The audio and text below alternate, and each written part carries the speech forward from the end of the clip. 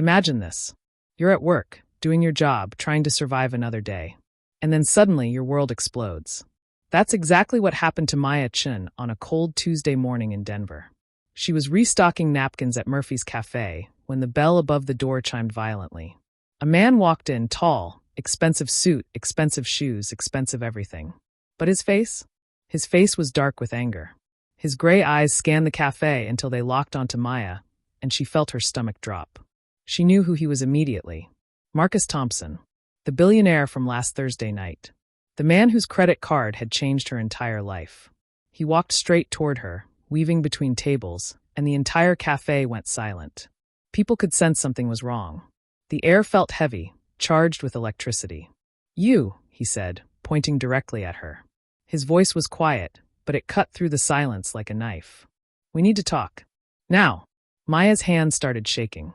She followed him outside into the bitter Denver cold, her heart hammering against her ribs so hard she thought it might break through. "What is this about?" she whispered, though deep down she already knew. Marcus pulled out his phone. His hands were clenched into fists. "My bank called me this morning. They flagged unusual activity on one of my accounts. Unauthorized transactions. Thousands of dollars." Maya's face went white. "They traced it back to you, Maya," he continued, his voice rising. "You used my credit card. The one you said you returned. You lied to me.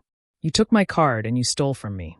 "No, Maya tried to speak, but the words wouldn't come. "Do you know how disappointed I am?" Marcus said, and somehow his quiet disappointment hurt worse than his anger. "I defended you. I paid your brother's medical bills. I trusted you. And this is how you repay me? By stealing from me?" Maya felt tears streaming down her face. This couldn't be happening. This wasn't real. But before we continue with this devastating moment, let me take you back to where everything really began. Because to understand why this accusation broke Maya so completely, you need to understand her story. You need to understand how desperate she was, how close she came to making a choice that would have destroyed everything. Let's go back 5 days. Maya Chin was 26 years old, but she looked 40. Poverty does that to you. It ages you from the inside out, lines your face with worry, and puts a heaviness in your eyes that no makeup can hide. She worked 2 jobs. During the day, she was a business assistant at a small office downtown. At night and weekends, she was a waitress at Murphy's Cafe. Every single dollar she earned went to one thing: keeping her family alive. Her younger brother David had been diagnosed with leukemia 2 years ago. 2 years. That's how long their family had been drowning in medical debt. The bills kept coming, treatment after treatment, surgery after surgery. Even with insurance, they owed $62,000. $62,000 that they would never have. Their mother worked 3 jobs. 3 jobs, and it still wasn't enough. Maya had started at community college once. She had dreams back then. She wanted to study business, to build a better life for her family. But life had other plans. She had to drop out. There was no money. There was no time. There was only survival. That Thursday night, the night that would change everything, Maya was working the late shift at Murphy's Cafe.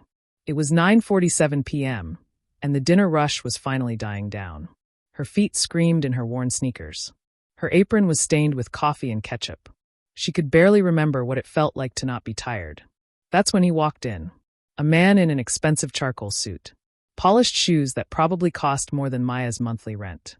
A watch on his wrist that gleamed under the fluorescent lights. He sat alone in booth 7, and everything about him screamed power and wealth.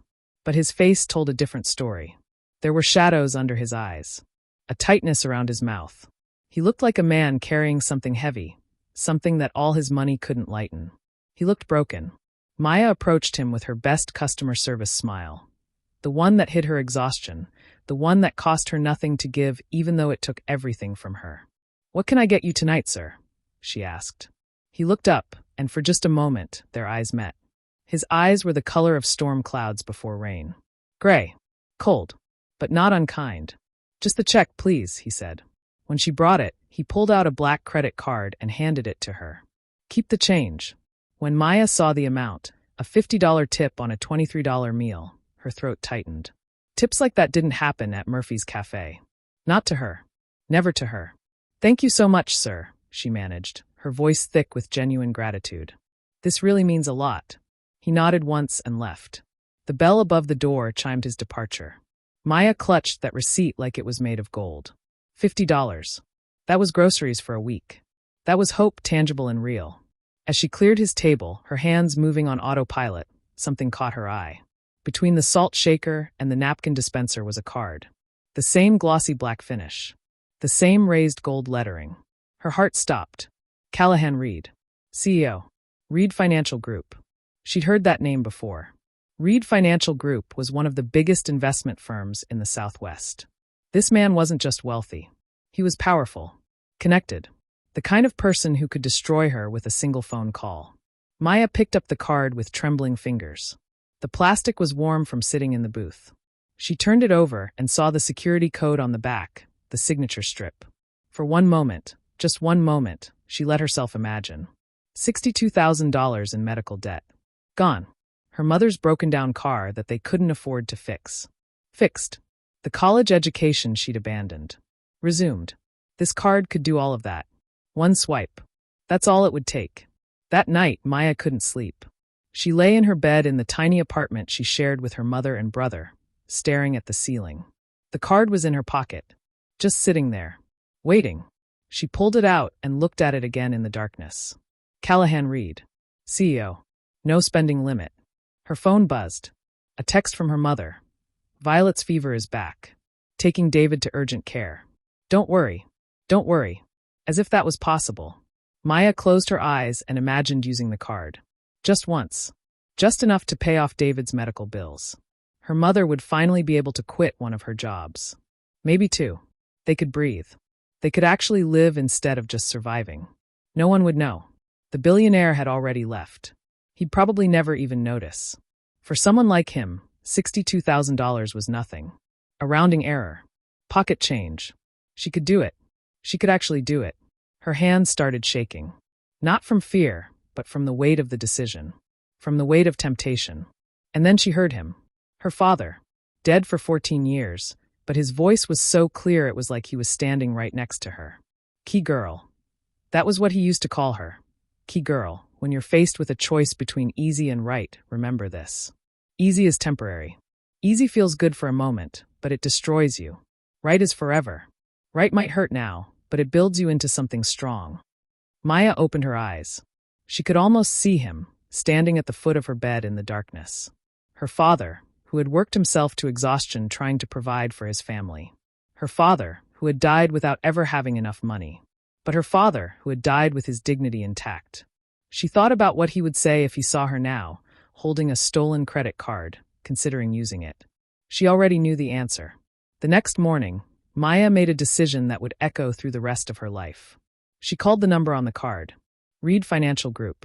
How may I direct your call? A smooth, professional voice answered. I need to speak with Mr. Reed, Maya said, her voice shaking. It's urgent.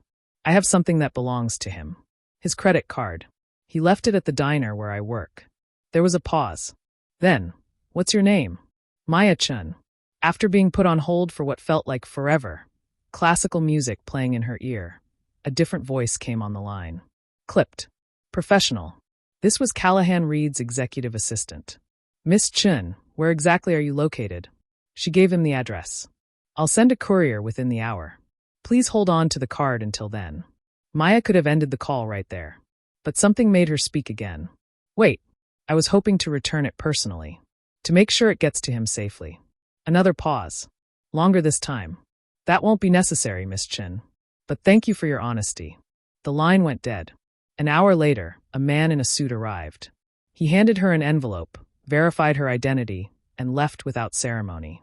Inside were 5 crisp $100 bills. $500 for doing the right thing. It wasn't enough to save David. It wasn't enough to fix everything. But it was breathing room. It was a miracle in a brown envelope. 3 days passed. Maya thought about calling Callahan Reed again, just to make sure he'd gotten his card back safely. But she didn't. She told herself it wasn't her responsibility anymore. She'd done the right thing. She could let it go. Then her phone rang. Unknown number. Hello, Miss Chin. This is Callahan Reed. Maya nearly dropped the phone. Mr. Reed, yes, hello. I wanted to thank you personally for returning my card, he said. His voice was the same as she remembered from the diner. Deep. Measured. My assistant told me what you did. I wanted to understand why. It wasn't mine to keep, Maya said simply. No, Callahan said slowly. It wasn't. But you could have kept it anyway. Most people would have. Why didn't you? Maya didn't know how to explain it. How could she tell a billionaire that her dead father's voice had stopped her? That integrity mattered more than survival? Because it was the right thing to do, she finally said. There was a long silence on the other end of the line. Where are you right now? Callahan asked. At the hospital. My brother is sick. Which hospital? Phoenix General, room 412. I'll be there in 20 minutes. Before Maya could protest, the line went dead. And that, dear viewers, is where we end Chapter 1. Maya had no idea what was about to happen. She had no idea that Callahan Reed was about to change her entire life. She had no idea that her one act of honesty would trigger a chain of events that would bring her and this mysterious billionaire together in ways neither of them could have imagined. But first, there was that accusation. First, there was that moment where it all fell apart. Because sometimes, before a story can truly begin, everything has to break. Everything has to shatter into pieces. Only then can it be put back together into something beautiful. What would you have done if you found that credit card? Leave your thoughts in the comments below. We're all friends here. Now, let's go back to that terrible moment in the cold Denver morning. The accusation. The betrayal. The moment when Maya's entire world seemed to collapse. I didn't steal from you, Maya whispered, tears streaming down her face. I swear I didn't. Then explain the transactions, Callahan said, his voice harsh. $60,000, Maya. Exactly the amount of your brother's medical debt. Tell me that's a coincidence. Maya stood there in the freezing cold, shaking. She wanted to scream. She wanted to explain. But the words wouldn't come because, in that moment, she realized something terrifying. Someone had used his card. But it wasn't her. Mr. Reed, she said slowly, I returned your card. I gave it to a courier 3 days after I found it. That same day. I have the receipt if you want. The courier? Callahan's expression changed. Something flickered across his face. Understanding. Realization. He pulled out his phone and made a call. Derek, pull the security footage from the courier service. The one we sent to Murphy's Cafe last Thursday. 10 minutes later, Callahan was staring at his phone screen, his face going pale. Oh my God, he breathed. The courier company had been running a scheme. Their employees were taking photos of high-value cards before delivering them, then selling the information to criminals who made fraudulent charges. The charges they traced to Maya? They were fake transactions, designed to look legitimate, but actually meant to cover the courier's tracks. And Maya had been the scapegoat. Callahan looked at her then, really looked at her, and his expression crumbled. Maya, I'm so sorry, he said. I'm so incredibly sorry. You didn't steal from me. You were trying to protect me. And I accused you of. It's okay, Maya said, though it wasn't. It would take her a long time to recover from those words. From hearing this man, she'd come to care about think she was a thief. But she could see the genuine remorse in his eyes, and she understood that he'd believed what his bank had told him. It's not okay, Callahan said firmly. But I'm going to make this right. Starting now. Let me rewind for you, because you need to understand what had happened in those 3 days between Maya returning the card and this accusation. 20 minutes after Callahan hung up with Maya, he'd arrived at Phoenix General Hospital. He'd walked into David's hospital room and seen Maya sitting next to her brother's bed, holding his small, pale hand. The moment Callahan saw David, so young, so fragile, so sick, something broke inside him. He thought about his own brother, Mason. Dead 5 years from cancer. All his wealth, all his power, all his billions, and he couldn't save Mason. What's his diagnosis? Callahan had asked quietly. Acute lymphoblastic leukemia, Maya whispered. He's been fighting for 2 years. The costs, her voice cracked. She couldn't finish. And Callahan, this billionaire who had spent years building walls around his heart, had made a decision right there in that hospital room. He'd called the billing department. I'm covering all of this patient's medical expenses. Past, present, and future. I don't care what the amount is. Make it happen. He'd called his personal oncologist. I'm sending you a patient file. I want the best care possible. Cost is not a factor. And then he'd stayed with Maya. Sat with her through the night. Watched her cry, really cry, as she finally let go of the weight she'd been carrying alone. Why are you doing this? She'd asked him. Because someone should have done it for my brother, he'd said simply. From that night on, everything changed. Over the next few weeks, David's treatment improved dramatically under the guidance of a new specialist. The new medications worked. His counts improved. For the first time in 2 years, there was hope. But that wasn't all Callahan did. He paid off every single bill their family owed. He donated to the staff education fund at Murphy's Cafe. He made sure Maya's college application, the one she'd submitted years ago and forgotten about, was accepted with a full scholarship. And then he started meeting with her for coffee. At first, it was just to check on David's progress, to see how the family was doing. But slowly, something shifted between them. Callahan told her about Mason, about how cancer had slowly destroyed his brother, about how no amount of money could have saved him, about the guilt that had haunted him for 5 years, the feeling that he should have been able to do more. Money is supposed to solve problems, he'd said one evening, staring into his black coffee. That's what I was always taught. But it couldn't solve the one that mattered most. Mason died, and I was left with more money than I could ever spend, and no one to spend it on who actually mattered. Maya reached across the table and placed her hand over his. You're spending it on people who matter now, she said softly. David matters. Your foundation matters. Every scholarship you're giving out matters. Callahan turned his hand over, threading his fingers through hers. You matter, Keely, he said, using her full name for the first time. You matter to me. Maya felt her breath catch. In that moment, surrounded by the noise of the coffee shop, she realized she had fallen in love with this man. Not because of his money or his power, but because of his broken heart and the way he was trying to put it back together by helping others. But love didn't come easy for them. Denver's business elite couldn't fathom it. A billionaire dating a waitress? A woman with no family wealth, no prestigious education, no social connections? The gossip was vicious. Gold digger, people whispered. Social climber. She's using him. Maya heard these things through well-meaning friends and strangers who thought they were helping. It hurt, but not as much as it might have once. She'd learned that people who'd never struggled couldn't understand the strength it took to survive. Their judgment said more about them than about her. But Callahan was different. Callahan was furious. At a charity gala, when he overheard someone making a snide comment about his project girlfriend, he stopped mid-conversation with a potential investor. His expression went cold. That woman, he said, his voice carrying across the entire room, has more integrity in her little finger than everyone in this room combined. She works 2 jobs while caring for a sick brother. She returned a credit card that could have solved all her financial problems because it was the right thing to do. And if any of you have a problem with me choosing to be with someone of actual character rather than inherited wealth, you're welcome to leave. The room fell silent. And then someone started clapping. Then another person. Then the entire room erupted in applause, not for Callahan's wealth or status, but for his loyalty.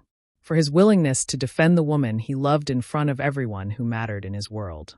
Maya, standing at the edge of the ballroom in a dress Callahan had insisted on buying despite her protests, felt her heart overflow with love for this man. That night, in the car ride home, Callahan asked her to move in with him. Maya laughed.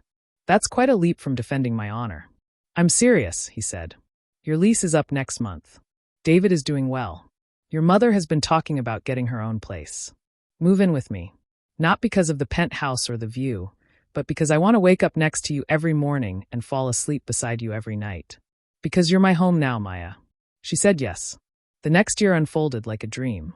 Maya graduated with honors, her business degree opening doors she'd never imagined. When Callahan offered her a position at his company, she declined. I need to make my own way, she told him. If I work for you, people will always question if I earned it. I need to prove to myself more than anyone that I belong in this world. He understood. He respected it. She took a position at a competing firm and worked insane hours. Within 6 months, she'd closed deals that made her boss's eyes water with joy. She was brilliant. She was driven. She was extraordinary. David enrolled in college, healthy and vibrant, determined to become a nurse. I want to help people the way everyone helped me, he explained, and there was so much hope in his eyes. Their mother finally retired, the stress lines around her eyes gradually softening as she discovered what it felt like to breathe without fear. And Callahan, he learned how to live again. He restructured his foundation, focusing not just on throwing money at problems, but on addressing root causes. Maya helped him design programs that actually worked. Together, they were building something meaningful. 2 years after the night Maya found Callahan's credit card, he took her back to Murphy's Cafe. The place looked exactly the same. Buzzing lights. Cracked vinyl booths. The smell of coffee and bacon grease. Marlene was still behind the counter, training to become a paralegal thanks to that mysterious education fund. They slid into booth 7, the very booth where Callahan had sat that first night. "What are we doing here?" Maya asked. "Closing a circle," Callahan said softly. "I came here 2 years ago, broken and lost. I'd just lost a major client, and I was questioning everything about my life. And then I met you. You didn't just serve me coffee that night, Maya. You served me a reminder that goodness still exists in this world." He pulled a small velvet box from his pocket. Maya's breath caught. "I'm not asking you to marry me because of gratitude or charity or any complex dynamic," Callahan said. "I'm asking you to marry me because you're the strongest person I know. Because you challenge me to be better every single day. Because when I imagine my future, every single version of it has you in it." He opened the box, revealing a beautiful sapphire ring surrounded by small diamonds. Elegant, understated, perfect. "Marry me," he said. "Build a life with me. Not my money or my company or my status. Just me." Maya was crying, laughing, shaking all at once. "Yes," she whispered. "Yes, yes, yes." Across the diner, Marlene let out a whoop of joy. The handful of customers applauded. It was perfect, small and genuine and exactly right. As they left Murphy's Cafe that night, Maya paused at table 7. She ran her fingers along the edge, remembering that first night. That moment when she'd found the card. That moment when she'd had to choose between desperation and integrity. "What are you thinking?" Callahan asked, his arm around her waist. "That I found more than your credit card that night," Maya said. "I found proof that doing the right thing matters. That honesty matters. That one choice, one small act of integrity can change absolutely everything." He kissed her forehead. "You changed me, Maya. You changed everything." They walked out into the Denver night, the city lights welcoming them home. 6 months later, they married in a small ceremony. David was the best man, healthy and glowing. Their mother cried happy tears in the front row. Maya became Maya Reed, and together she and Callahan built an empire not of money, but of meaning. They funded scholarships for students like Maya had been, brilliant kids with no resources, waiting for someone to believe in them. They paid medical bills for families drowning in debt like hers had been. They invested in people, not just portfolios. Every year on the anniversary of the night Maya found Callahan's credit card, they returned to Murphy's Cafe. They ordered the same meal he'd had that first night. They left an absurd tip. And they reminded themselves that magic still existed in the world, hidden in small acts of honesty and unexpected kindness. The city of Denver kept spinning, indifferent to individual stories. But in one small corner of it, 2 people had found each other against impossible odds. And that was miracle enough. So here's where our story ends. Or perhaps where it truly begins. Because the best stories aren't about the obstacles we face. They're about the choices we make when faced with them. Maya chose integrity over desperation. She could have swiped that card. No one would have known. She could have solved all her problems with one transaction. But she didn't. Callahan chose compassion over cynicism. He could have stayed locked away in his penthouse, using his money as a shield. But instead, he opened his heart. He chose to help. He chose to love. And together, they chose each other. They chose love. Remember that the next time you face a difficult choice. Remember that the next time you find something that doesn't belong to you, whether it's a credit card or anything else. Remember that honesty isn't just about what's right. It's about who you are when no one is watching. Because you never know. Your one act of integrity might just change your entire life. It might bring you the love of your life. It might bring you purpose. It might bring you home. Thank you for spending this time with Maya and Callahan. If their story touched your heart, if it made you believe in the power of kindness and integrity, please hit that like button and subscribe for more amazing tales. And tell us in the comments below, what would you have done if you'd found that credit card? Be honest. We're all friends here. Sometimes the smallest choices create the biggest miracles. Sometimes one forgotten card can change absolutely everything.